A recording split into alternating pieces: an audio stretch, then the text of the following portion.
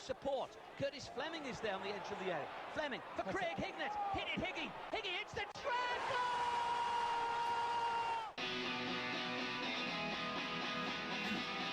Malley coming alive again. Jonny wants the ball played to him. Malley spots out Emerson!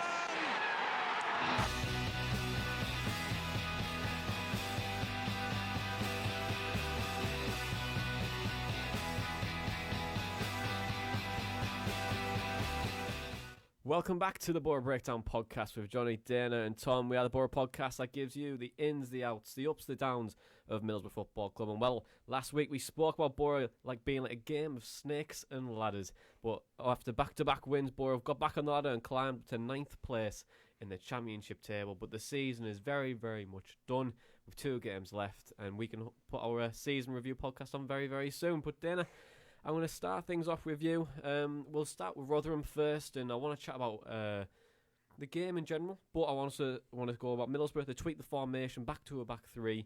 Relatively good performance. It was great to get the win as well. Coburn and Malley is going to be mentioned in this podcast as well, and rightly so too. But how would you assess the performance against the Millers? Well, it was the worst possible start, wasn't it? I mean, I'd only just sat down and we conceded. I think that's the 23rd time that we've conceded first this season, which is obviously a problem.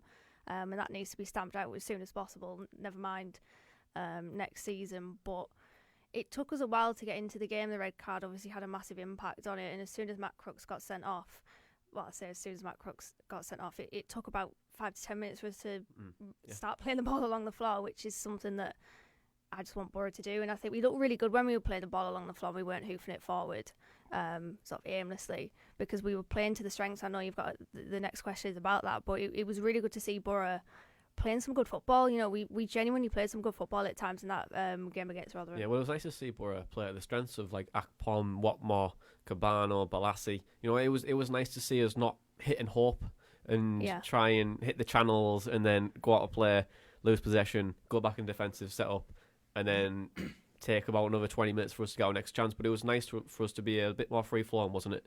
Yeah, and it's, you know, everybody talks and criticises Akpom, but I think he did really well against Rotherham. I thought it was fantastic. There was a passage of play where he flicked it on to Duncan Watmore, I think it was, and then it went to Neeskens Cabano. He sort of shimmied himself, laid it off for Coburn and Malley, and then he probably saw the headlines in his eyes, and his shot was blocked, unfortunately. But yeah, it was good to see us. And I mean, that won't happen again, let's be honest. Neil Warnock's way is hitting the ball long, trying to get it upfield as quickly as possible. But it was good to see that, and I do want to see Boro play like that. I'm 100% with you in wanting possession-based football, and that was what we saw against Rotherham. See, possession's the way forward. Top dogs with possession. We were the leading team in the rankings in terms of possession that game week. So well, we've absolutely thrown Jonathan Woodgate's quote of it's a lot harder to play against 10 men anyway. Well, he did back that up though, because he did get beat off Brentford at the weekend. But Tom, Coburn and Malley, I appreciate that Grant Hall went off injured, and it was probably a blessing in disguise really, because it was a man of the match performance for him, for Malley. But he was nicknamed Skulls by his peers, which is very, very, I don't know, what's probably the best. It's over-exaggerated, especially when he's only played, 60, 70 minutes of professional football. But it was a very bright debut, wasn't it? Yeah, definitely. I'd like to see him kind of involved in the last couple of games for sure. He looked.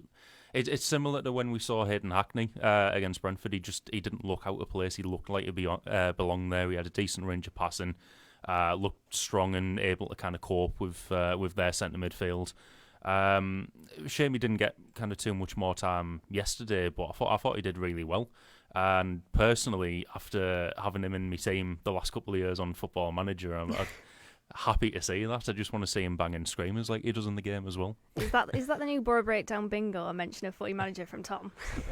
Possibly, yes. It has to be. I think it is. It has to be. I'm just going to throw one out there and say it's interesting that so someone has to take a shot. That's 2 in 1 there. There you go. 2 in 1 there. I did that on purpose because I know Michael has to take a shot now just for me saying that. But Tom, were you surprised not to see Coburn and Malley in the starting 11 at the weekend? Just given that he was man of the match in the previous game, you think that momentum would want to be there with him? Yeah, but I mean, at the same time, he only kind of really came into that game because of Hall's injury, and obviously Hall made it back for for the game yesterday. Sporting a fantastic new headband, very very Alan St. Maximin of him. So yeah, I mean, I can understand why he wasn't in the squad. I thought he'd have got a little bit more time than he did.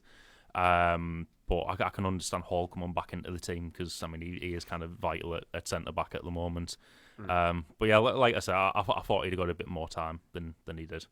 Yeah, it was interesting, but I think with the likes of Malley and with the likes of Corbin, I think it's important that Boro manage these players accordingly and try to drip feed the minutes in.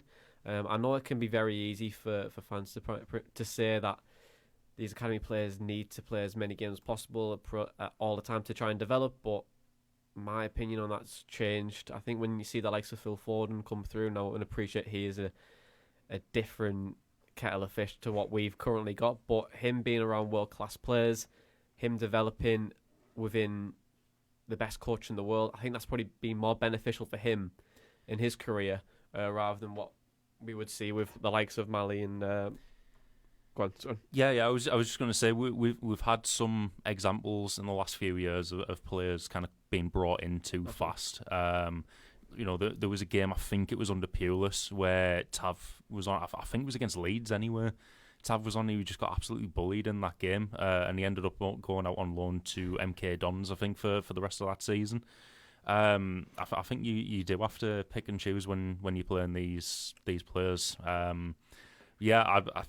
think yesterday I thought it would be the other way around with Coburn and Malley, the minutes they were getting. I'm delighted to see Corbin playing as long as he did and score and everything, but definitely agree with what you just said there. Like they do need to be playing, but you have to kind of pick your moments to play them. Yeah, it could be a massive confidence thing for these type of players, but we'll come on to that a little bit later on the show when we start talking about academy players. But I'm going to come back to you and I want to chat about Fletcher and Britt, because Neil Warnock released a statement on Wednesday saying that Britt and Fletcher are no longer part of Middlesbrough's plans, and now they are free to leave and do whatever they want. And now it looks like Britt could potentially be signing for Rangers, which is crazy to see that he'll be playing Champions League football next year.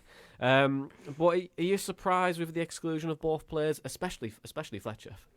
No, I think the writing's been on the wall for Britt for quite some time, and then Fletcher, I said it a couple of podcasts ago about the fact that he wasn't starting the game against Bournemouth. That was really telling, because that game at that point was really important for Boro, and you'd think with Fletcher, especially off the back of last season, that he would be in the starting lineup, fit, available, back on the bench, but he didn't start that game, so I don't think it's a surprise. And also, if he is waiting until the end of the season, which he was and still is, it doesn't show the commitment there, and that is a big red flag. I think we don't want players that are indecisive whether they want to be here or not. So I'm not surprised, to be honest, on either of them. Yeah, well, with his comments on Saturday, saying it was like a breath of fresh air and the change room's a lot better.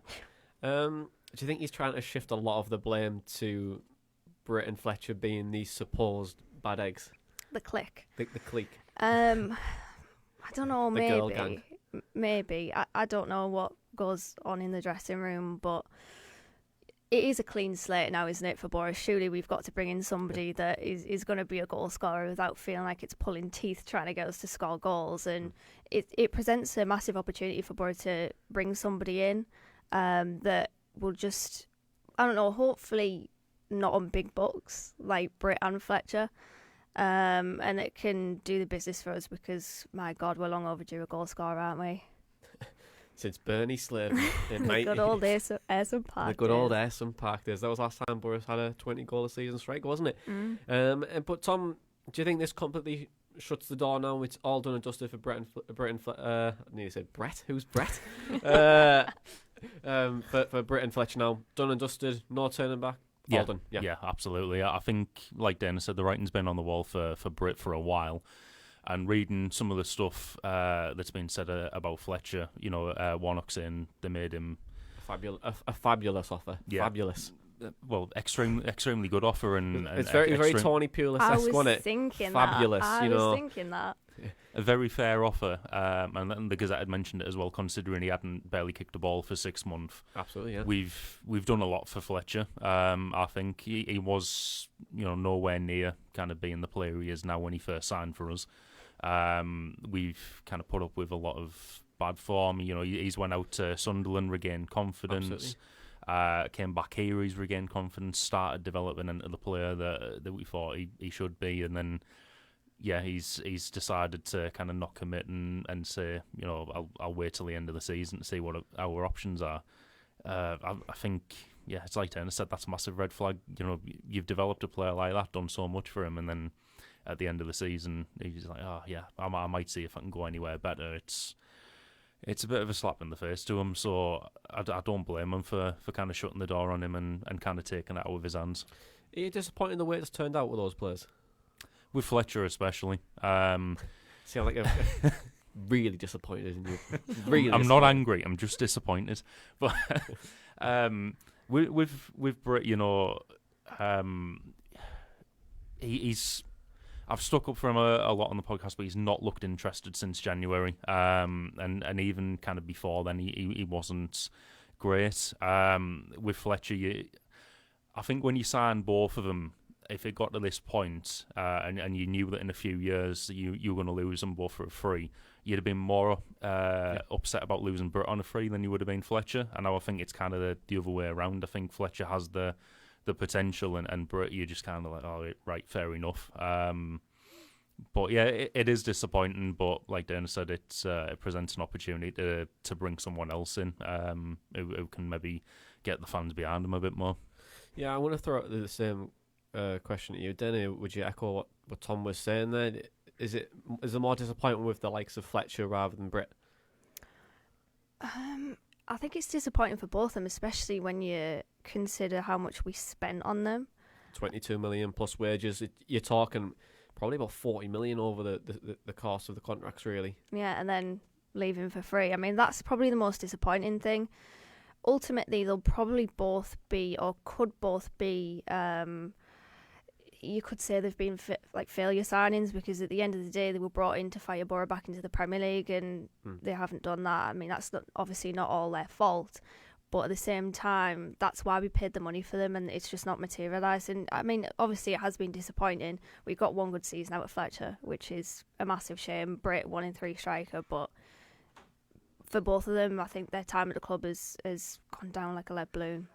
Yeah, and it's a massive shame, to be honest, because I think you're spot on there, Dylan. I think that they could have been the strikers that were going to get us to the Premier League again, and we threw a lot of money at it to try and get there, but it just never really materialised. And it comes back down to the whole process and the culture of the club, and then also the philosophy and the style and what we want to try and play and the identity that we want to be. Those players are brought in because they were Gary Monk signings, want to play a Gary Monk style of football. 3 or 4 months down the line, Gary Monk's gone, Tony Pulis is in. Ashley Fletcher is not a Tony Pulis signing, neither is Britt. And then they've had to adapt their game to different managers for the likes of Tony Pulis, who they didn't fit. Jonathan Woodgate never worked out for whatever reason, didn't work out.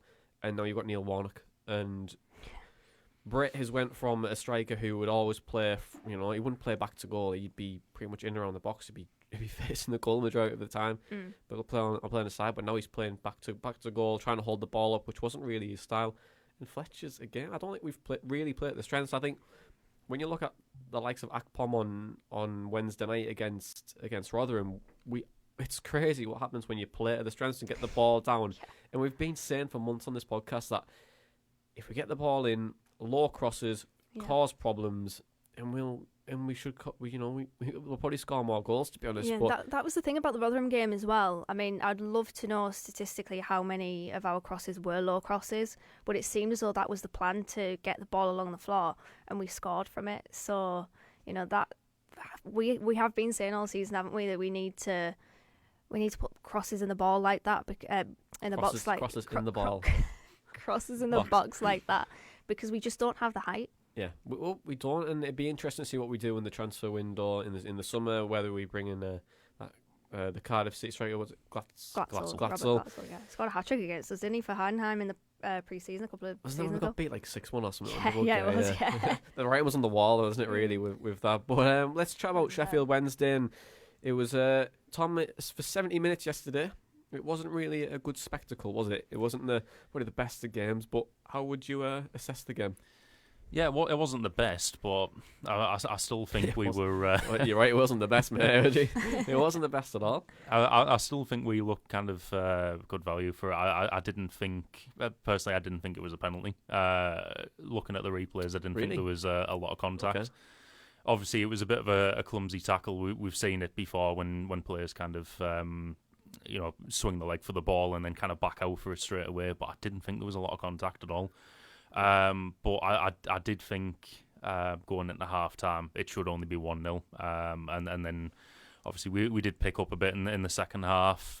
Coburn came on, got that second, and yeah, we picked up a bit more from then. So yeah, not the best of games, but we'll take the 3 points and kind of happy with that game yesterday.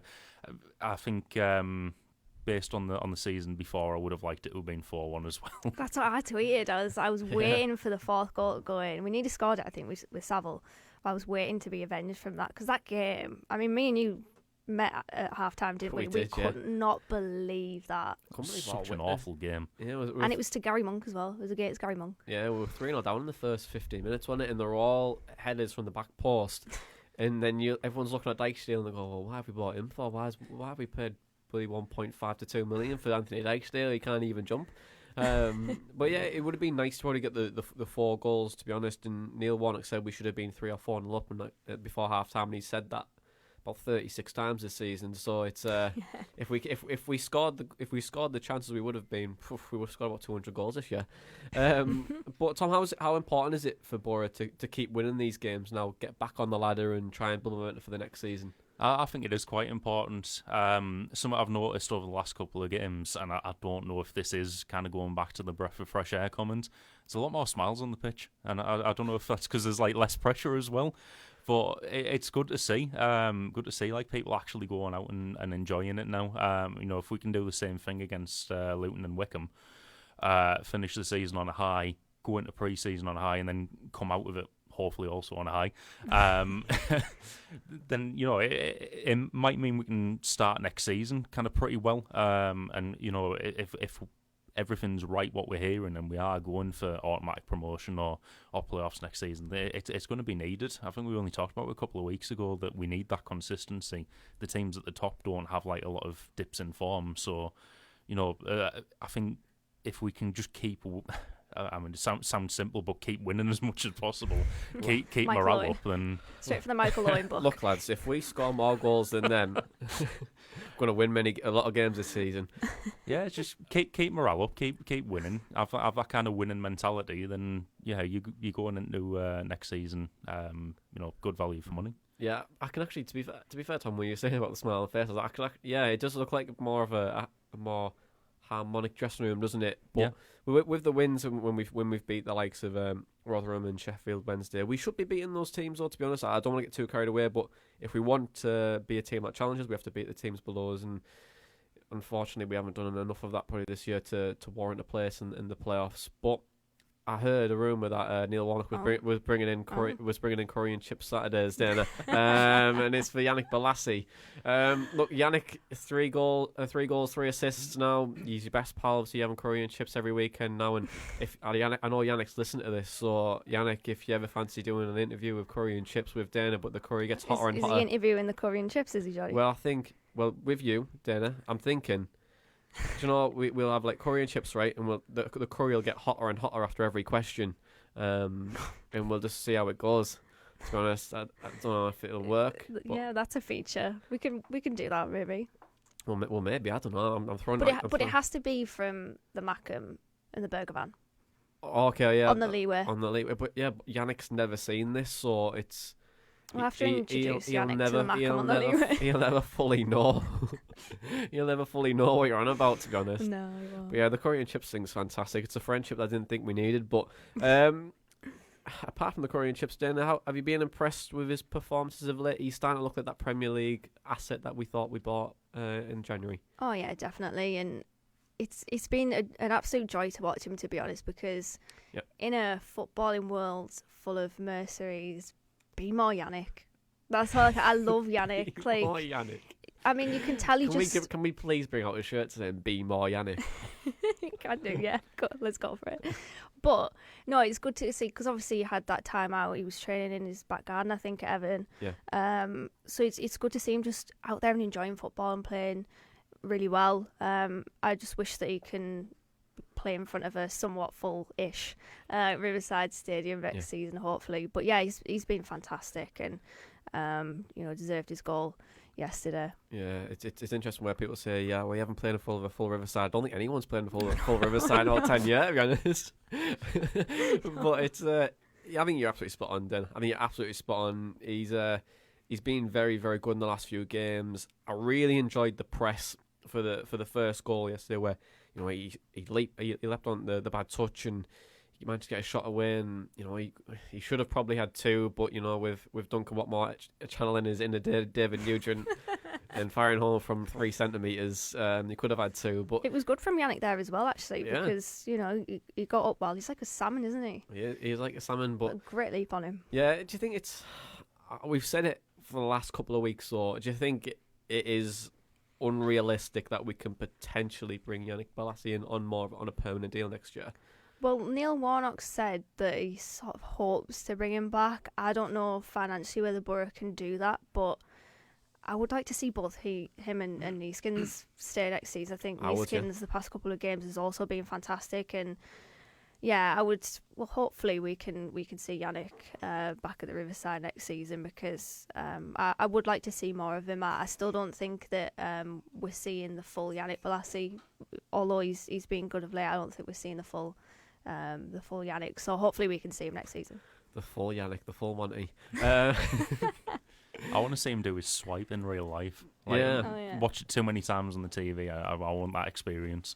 Yeah, it'd be great to bring him in, and I think financially, as much as we want him to, it could be hard to probably bring him in. You know what I mean? Like when you see the likes of Sheffield United coming down and they're linked with Jokanovic, and you think, well, that's kind of a Yannick Bolasie manager to work with. Do you know what I mean? Who's someone who's very free flowing, attacking football.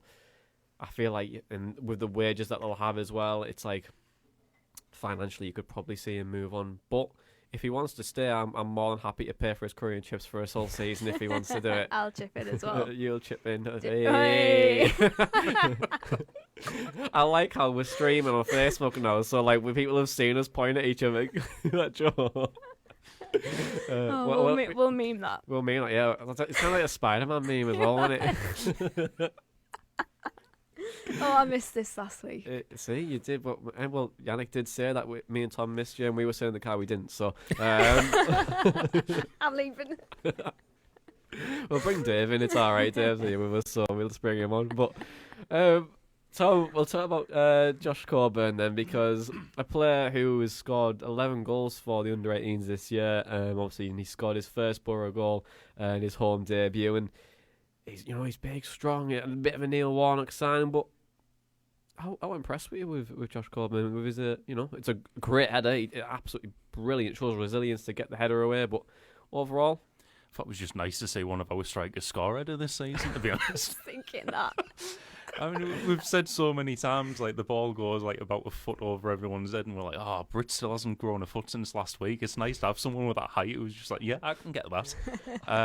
But yeah, I thought he did well. He's, like you said, quite strong, could hold the ball up well, won a decent couple of headers. Happy to see him get the goal as well.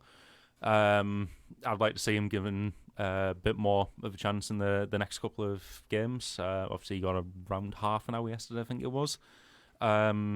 Maybe give him a half or like a full game against Wickham or something, just to kind of see what he can do. Obviously, it goes back to what we were saying earlier about you got to kind of drip feed it and pick your moments and stuff. But we've got nothing to lose in the last 2 games, so may as well kind of give him a go. Absolutely. I think that he he's a player that we thought Rudy Gestede would be in the box. And he's injured already. He's injured already. Yeah. But no, I was just about to say, like, with him, you know, leaping up, getting a great header away. He looks very, very promising on the ball as well. And when we brought Rudy Gestede in a few seasons ago, we actually thought, oh yeah, he's going to be someone who's in the box. You know, we'll get on the crosses that we're going, getting in, and you never know, he might be a decent signing for us. But I feel like it sounds like an insult comparing to Rudy Gestede a little bit, but it's like it's kind of, you know what I mean. He's kind of the player we want him to be. But then how would you assess it? Do you think that we should look to probably play him in the remaining games? Oh, definitely in the remaining games, yeah. I mean, he came on and he did make an impact, didn't he? They were saying it on the commentary that he just provided a focal point for us. And absolutely. He had 5 aerial duels yesterday and won 4 of them, so you can't really complain with that, can you? It was a really good performance from him. It was great to see, and sort of going on to your point about the smiles on their faces, it was good to see them all celebrating with him, because you could tell that they were genuinely delighted for him, and hopefully that's the first of many goals for Josh Coburn in a Boro shirt. He was compared to Haaland by his saw peers. That. We've had Scholes for Malley and Haaland for Corbin. What next? Future looks bright. I know, yeah. Right, yeah. I have to start wearing sunglasses when I go to Riverside, because our future's so bright. There you go. Yeah, I can put those on, yeah. But with the academy players, dinner, we've seen the likes of Malley, Hackney, Falarin, Jones, Burrell. We've seen Coburn as well now. All the players that have come through the system this year, and it's brilliant to see from a fan's perspective, because this is what we kind of want. We want to see these players, you know, get minutes and represent the town. And obviously we've got Kokolo, and we've also got Robinson to come in, and I'm another names escape me, but with the players that are coming through, how important is it that we remain patient with these players, especially now that, you know, I've seen articles already saying that he, like, I'm going to name drop Craig, but I seen the article from what Craig wrote, and he was saying that he could be like the future of Middlesbrough centre forwards and stuff like that. Should we hold our horses? Patience. Do you think we should be a bit more patient with him? Yeah, 100%. I mean, we all want to see a team that involves Boro youngsters, and a lot of them at that. I think, you know, go back to the team of 1986. That was, you know, a prime example of that, and everybody sort of holds that team in high regard because of how many local lads are in there, how many committed local lads are in there. So I suppose at the back of every Boro fan's mind, we want to see that again. And every time a youngster comes through, I do feel as though the pressure and the expectation is amped up and up and up. And we need to keep absolutely. It to a reasonable degree, because Josh Coburn is 18 years old. When Tav came through, one of the biggest criticisms that I had of him was that he played within himself. I don't think that, you know, he certainly wasn't the Tav that we see now that's incredibly confident and energetic. He seemed like he lacked confidence and self-belief. And then obviously he went to MK Dons, and I think that served him really well. So these young players will go through peaks and troughs. I don't want to see them go through these troughs at Boro, because I think it's just a pressure cooker. And we have expectations of them that I think are maybe a little bit too much, quite naturally, because we want them to be something, so we sort of convince ourselves that they will be. But I think it's important that we get them out on loan so that they can go through those peaks and troughs at a club where there's, you know, the pressure is lessened a little bit. Yeah, is there any you'd keep for next year? Because like I was saying, I said on Twitter to Jake, who listens to the podcast, and I said that, obviously, and I said at the start of the show, my opinion's changed, that there should be some players, maybe 1 or 2, that you do keep around, and you keep it within like you keep them with the training, the first team and training, and try to develop them, give them small minutes here and there. Can you see that, like maybe like Malley or Corbin potentially doing that? I suppose it depends on our business in the window. If we can't bring in a couple of strikers, I wouldn't be surprised to see Corbin, because he's 18, isn't he? So he'll be, I think he was introduced into the under-23s this season. So he might be one where you see him in the under-23s and then stepping up to the bench if need be. But I don't know, it's a weird one, because with players like Malley, who are 21, that is usually a make or break sort of year. It's either the year where they break into the first team and sort of try to establish themselves, or it's where they go out on loan, or it's where they leave. Ben Liddell, prime example, when you were talking to Craig on the podcast a couple of weeks ago, I think, I don't know, the squad is quite thin, especially with the players that are going to leave in the summer, so I wouldn't be surprised to see some of them involved and sort of brought into the fold, but I don't know. I can't really name drop any. I mean, to be fair, Malley looked really confident and good on the ball against Rotherham. I think Hayden Hackney similar against Brentford earlier on in the season. So I don't think that it would be the worst idea in the world to keep them in the team, but I would prefer them to go out on loan. Okay, well, with that then, you've got to let them go out on loan, Dana, and probably take the pressure off for fans, Tom. Are you wary that we could overhype them too soon? Like, I know I just mentioned it there about the article around Corbin, but when you think of the likes of Tav, Wing, Spence, Coulson, Nathan Wood, it's crazy that I'm reeling off all these names, by the way, and they've all came through the system over the last couple of years, so it's credit to where credit's due, because we are bringing quite a lot of players through, but they become the target very, very quickly. So you're a little bit wary on how we've positioned these players already, even though they've just played very low minutes of football. Yeah, definitely. I think it does need kind of some perspective. I mean, Coburn's looked pretty good, but he's looked pretty good over like half an hour of football. We don't want to put too much pressure on him. Like, we see it quite a lot, I think, with like, we seem to bring through an abundance of strong centre-backs, and all the time it's like, yeah, they're going to be future Boro captain, future England captain. Don't think that's happened too many times. Centre-backs don't have a statue outside the stadium. But we've had other ones, like everyone's been calling for Tav to be in the team for the last couple of seasons, and when he's got in there, like, the form hasn't always been there. It's something that's had to be built up. Lewis Wing, when he came through, he stood out as one of the only attacking midfielders in the Tony Pulis team, which absolutely isn't hard to do if you're an attacking midfielder in a Tony Pulis team. You're the only one there who's trying to do something. To be fair with Tony Pulis, mate, he had 8 outfielders, 1 attacking midfielder, and 1 centre forward, and hope for the best. I.e., Jordan Hugo running down the wing and knocking the ball into an empty box, and everyone else in our own half. Mo Besic playing right wing back or right mid was the thing that I didn't think I needed to see, and then I found out I definitely never needed to see it, because it was absolutely dreadful. Spinning top that is Mo Besic. We've also had left backs coming through, Joe Bennett, Andrew Taylor, and then Hayden Coulson, and then you're like, oh, this guy's going to be great. He's like getting forward all the time. And then, a few things will go wrong. He'll be at fault for a few goals, and then people getting on his back. So, yeah, I think it's one that we need to kind of ease expectations.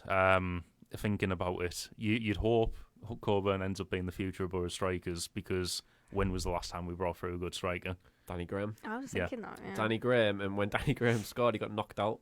Yep. Yeah. Was that against Charlton? It was against Charlton, yeah. It was. I remember like Pigbag just going off, and like Danny Graham's just laying there flat. He was coming through at like the same time Hasselbank, Viduka and Yakubu were attacking options. He didn't really have much of a chance. And then you look at everyone who's been hyped up to be the next big striker since then. There's been like Tom Craddock, Ben Hutchinson, who scored a few goals, then went to Celtic, then disappeared. Steve Walker's going through it now. Steve Walker, very much hyped up, and then Bradley Fuster at one point as well. Oh yeah, he scored against York, wasn't it? Pre-season friendly in 2014.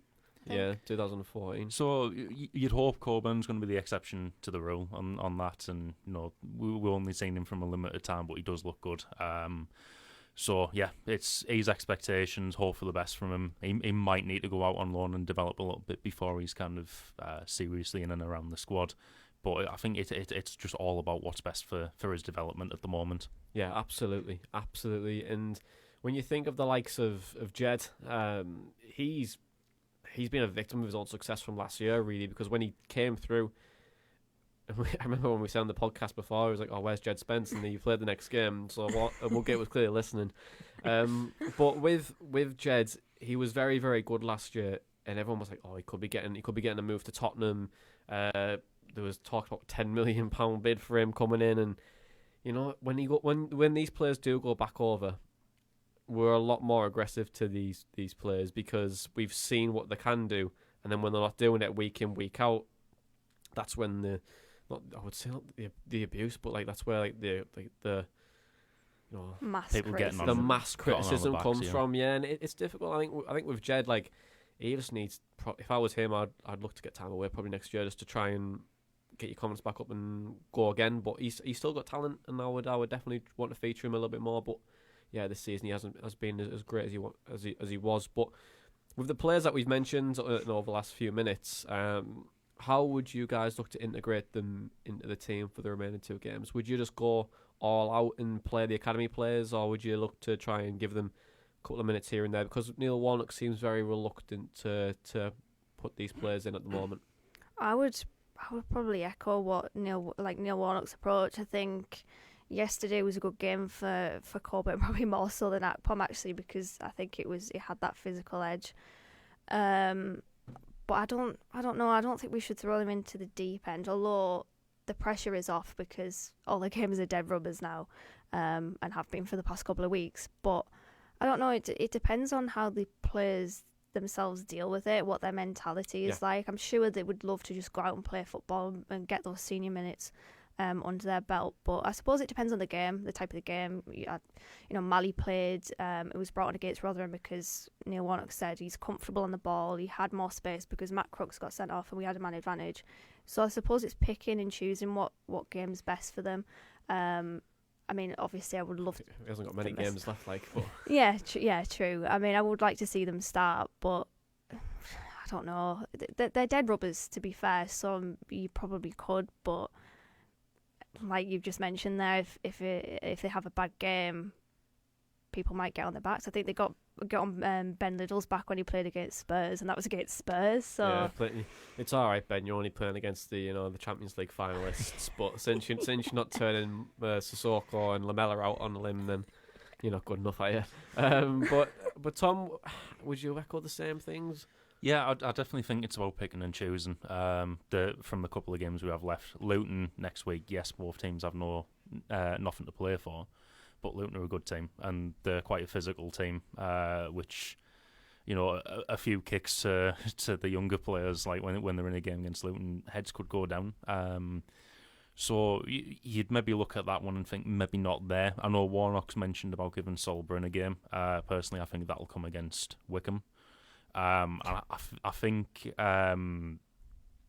looking at a few other seasons where like it comes to the last game of the season and we do see it as an opportunity to give these young players a game. I think one we spoke about last week, Doncaster, when Adam Reach came on, got his first Boro goal. I'm pretty sure someone else young made the debut in that game as well. I can't really remember. I think that's probably the game to do it. Again, both teams have nothing to play for. Wickham were already down. So just give them a little bit of time in that game, I think. That's a good point, actually, because do you remember that Sheffield Wednesday game at the end of the 2012-13 season? That's when Ben Gibson played. Christian Burgess started as well, I think, or at least made an appearance. So there was a couple of players in that game that got senior starts, or their first senior starts, or one of their first senior starts. Yeah, so we'll move on to questions then, because this segues quite nicely. And Joseph and it was Boro Attacking Exploits as well on Twitter, and they said about Coburn, we've pretty much reeled it off anyway, but we'll come back to it. He says, do you put Coburn in our plans for next season or send him out on loan? I could see him being very useful off the bench personally. So Coburn, send him out on loan, or would you have him in the team next year? I'd have him out on loan if possible. On loan, okay, fair enough. No elaboration on that, but a very easy answer. Right, next question is from Charlie. He says, do you think it's a worry that Warnock doesn't seem to believe if you're good enough, you're old enough, as he wants to send the youngsters out already without giving them a chance to properly prove themselves for first team next season? I know it's early, but they do look capable. Tom, what do you think? Do you think that it's a worry that Warnock doesn't see the players are ready yet? I mean, Neil Warnock sees these players every day, right? Yeah, I think that's what I'd kind of echo. He's the one who sees them in training every day, and we've seen them for half an hour in a game, or around an hour in Malley's case. We've not got that much to judge them on. And I do agree with the way he's done it. We discussed it earlier, like when Tav came off started against Leeds, I think it was, and then got bullied and had to go out on loan. And we've had that with players in the past, like, and we've seen it this year as well, where heads can go down if they're on a bit of bad form. They need to develop the mental toughness to kind of deal with those peaks and troughs. So yeah, I think he's right with this one, to be honest. Okay, so the next question, it's from Pete. I think No, Charlie sent me another one, sorry. He said, do you think that the youngsters may struggle more with the fans in the stadium adding the pressure on them, Dana? Depends on their mentality. Some people just sort of take it in their stride and some people crumble, so I don't know, it depends. Boro fans are an incredibly passionate bunch, and Boro fans also seem to hate when we're in possession of the ball for some reason, but I don't know, it depends on the mentality of the players, I think. They might thrive on it or they might crumble under it. It really does depend on the player, I think. Yeah, it's interesting that. What was that? I was about to start talking and then you did. So, yeah, I mean, we mentioned this last week as well about Steve Walker when he missed a. I can't remember who it was against, but he missed a pretty decent chance at the Riverside, and then all the noise around it was just that like massive. And it does depend on their mentality. It's how you're going to handle like hearing that after you miss a chance. Really, yeah. I think personally, if I heard that, I'd absolutely crumble for the rest of the game. So, but then you're gonna have some people with kind of better composure and mental attributes to handle that better. With those, it's you hit the nail on the head, Dana. With the can they handle it mentally. If you can have all the ability in the world, but if your mental toughness is just not there. When fans are getting on your back, when you do have a bad pass, you'll crumble very, very easily, and you probably won't make it to the top. I think with these players that they have to really show the toughness next year. Appreciate it's a little bit different now from when the old awesome days where you didn't have social media. Like now, now what we do, and it's a very big part of the game now, and everyone having an opinion online. These players have to try and balance this very, very carefully. But with the players, it's like you said, Dana, it's all on them. Like if you truly want it and you want to prove that you can be the best player in the Championship or probably a Premier League player, go out and do it. Go out and do it. Because I think the players, you can, like I said, you can have all the ability in the world, but if they don't have the drive to do it, then they don't deserve to be where they are. But do we send them out on loan? Some of them. I think the majority of them, yeah. Like the likes of Falarin, Jones, Burrell, the likes of probably would Coulson work with a loan next year potentially. Jed could go out on loan, but it also, Boro signings. Can we bring players in? Don't know. But speaking of can we bring players in, Peter sent us a question, Tom, and he says, how much of a transfer budget do you realistically think we'll have next year without the financial takeover? I couldn't even kind of speculate on an exact number, but all I would think is that we're probably going to be in a healthier position than we were at the start of this season. It seems like the season ticket drive is going a bit more positively this year, with the potential of fans being back in the stadiums at the start of next season. We'll hopefully be able to bring in kind of gate revenue from matches, and then you've also got to think, we're getting the wages like Britt and Fletcher off the books as well. So I still think, and this is going back to a couple of weeks ago when we did our transfer lists, I still think we'd be looking more at kind of cheaper / free transfers, but I think we'd be able to get quite a few more of them from having more of a wage budget. Yeah, that's as easy as that really, isn't it? I think with Britt and with Fletcher going, it does open up a lot for us.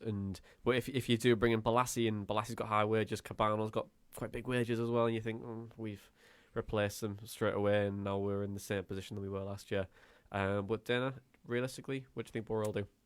I think we'll have Monopoly money and a chocolate coin. That's what we'll have.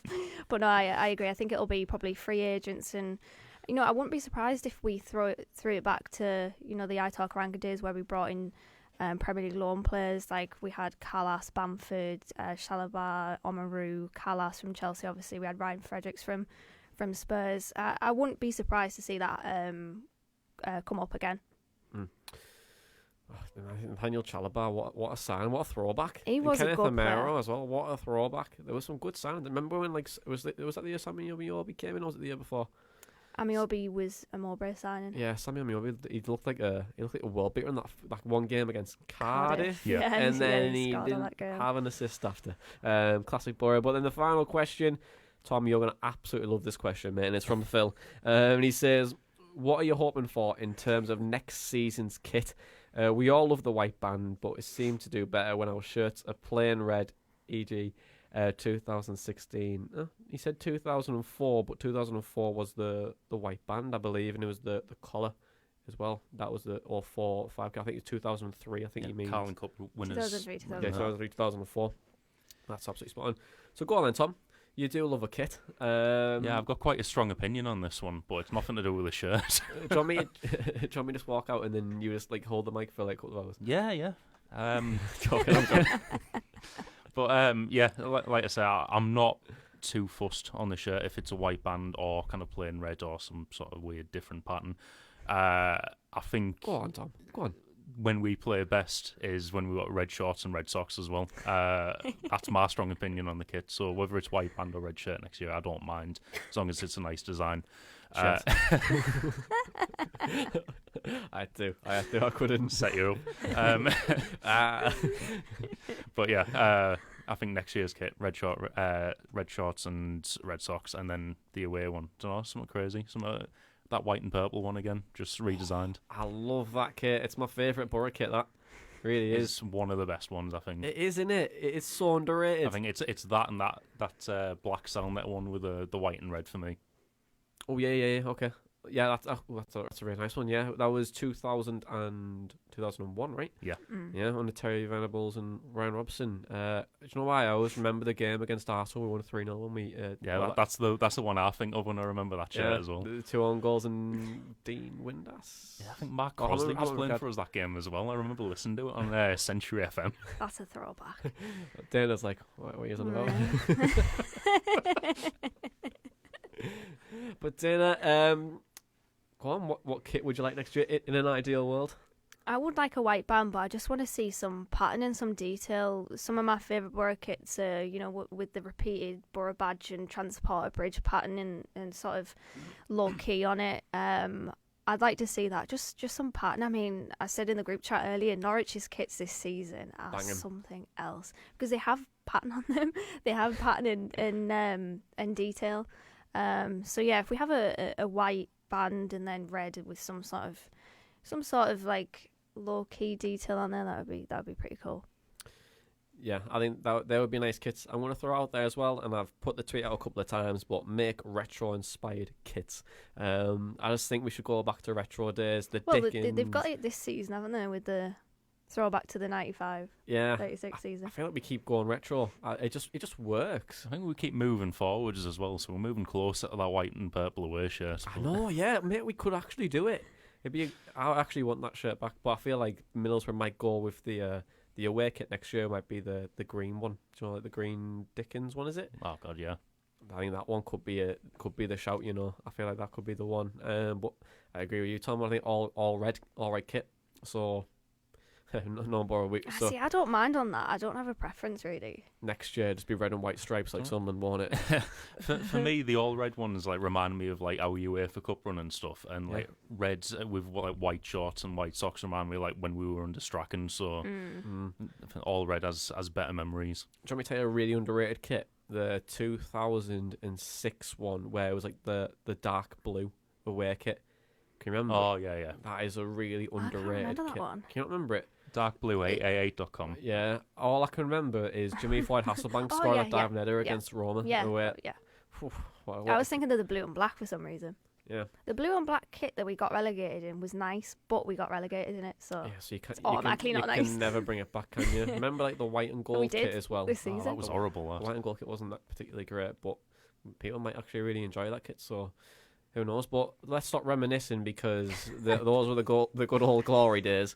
But let's chat about Luton. It's the penultimate game of the championship season. There's nothing to play for. Dead rubber. Last time we played Luton away, it was a 3-3 draw, and we thought Woodgate was taking us on a revolution, and we were going to piss the league, and we were going to fly up there. But we never did. Then we never did. So let's passing over the mic to you guys. Let's chat about Luton. Yeah, so they've set up in a 4-1-4-1 formation over the course of the season mostly, but in the game against Reading, their last game, which is not the game that they're playing now, they played a 4-2-3-1. They had Tony Clifford and Panzu sitting with Kazenga Lawalawa, Jordan Clark and Keenan Dewsbury Hall supporting Elia Adebayo up front. And Dewsbury Hall is actually one to watch. On loan from Leicester, a big favourite amongst the Luton supporters.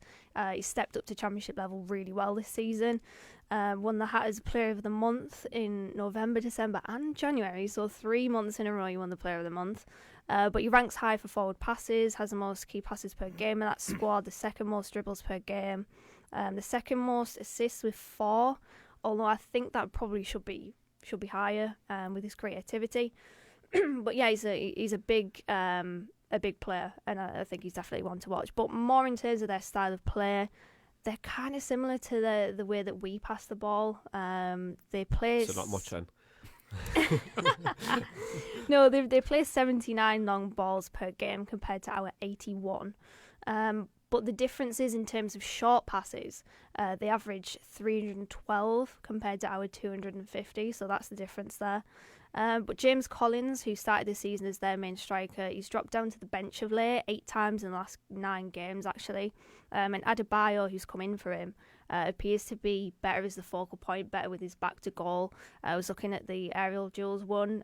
Collins has won 36.5% of his aerial duels, whereas Adebayo's won 40.5%. Mind you, Adebayo's played about half the games that Collins has, so I'll be interested to see how that's what that is stretched out through the majority of the season. But yeah, they rely heavily on crosses. They're actually ranked 6th for that in the league. Boro are still 1st. And most of them come from Dewsbury Hall, so he seems like a proper playmaker and definitely one to keep an eye on. I like how they're saying crosses, because when we went back on this and we did a tactical breakdown a few episodes ago, when we said about Middlesbrough being more favourable with teams that cross the ball in the box, you never know. We could be playing our hands a little bit. But Tom, we're going to form and well, yeah, we'll go to Tom in the studio. Tom. Today I'm coming to you live from Ashton Gate, where Bristol City currently lead Luton by 2-0 at half time. Naki Wells and Nagy, I'm not sure on the first name there, but they've both scored. I mean, it seems to be quite an even game based on the stats at the moment. Possessions split pretty evenly and shots are split pretty evenly, but Bristol have just taken their chances better there. But before that game, it seemed to be a bit of mixed form for Luton, really. 0-0 draw with Reading on Wednesday. They beat Watford at home last week. I let my bet down. Beat Wickham 3-1 away the week before, and then lost 2-1 at home to Barnsley the week before that. Seems fairly mixed. I've tried to have a look into fan opinion as well, which has proved difficult because they don't seem to get a lot of engagement on Twitter at the moment. And one of their fans forums looks like it was made in 2003. But great for that. It seems to be kind of fairly similar to us at the moment. Obviously, it's just been confirmed like last week that I think there was us, Luton, someone else had nothing else to play for, couldn't get relegated, couldn't get into the playoffs. And most the fan chatter I've seen seems to be around kind of rebuild in the summer, and not really having anything to play for, so play the kids in the last couple of games. So should be an interesting match next week based on that. Well, let's talk about predictions and how we feel about the game next Saturday. Do you think we'll? Well, I mean, there's nothing really to play for, but.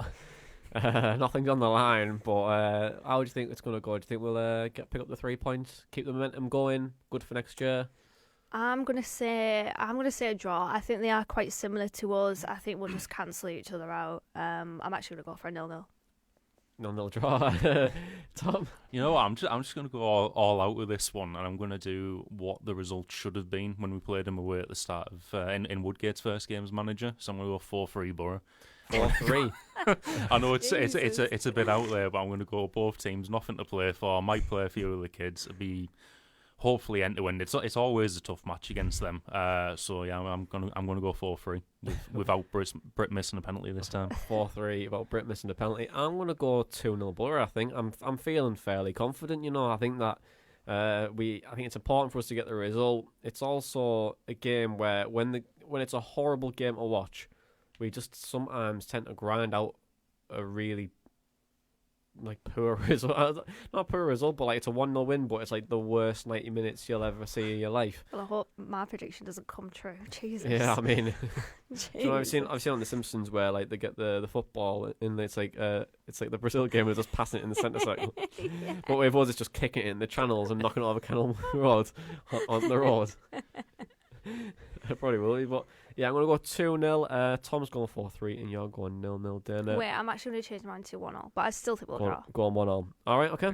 Yeah, well, that's it, guys. Thank you very much for joining me, as always. And if you're watching us on the Facebook Live at Red Army TV, thank you very much for joining us. But then also, if you listen to the podcast on Apple Podcasts or the podcast apps, thank you very much.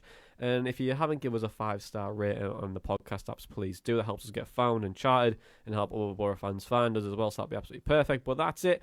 As Alan Hansen famously said once, you don't win anything with kids, but ours seem to be doing all right. This has been the Boro Breakdown podcast, and that was all your matchday chatter in a pod.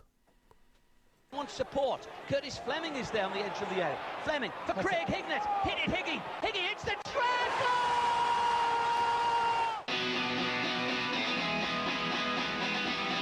Malley coming alive again.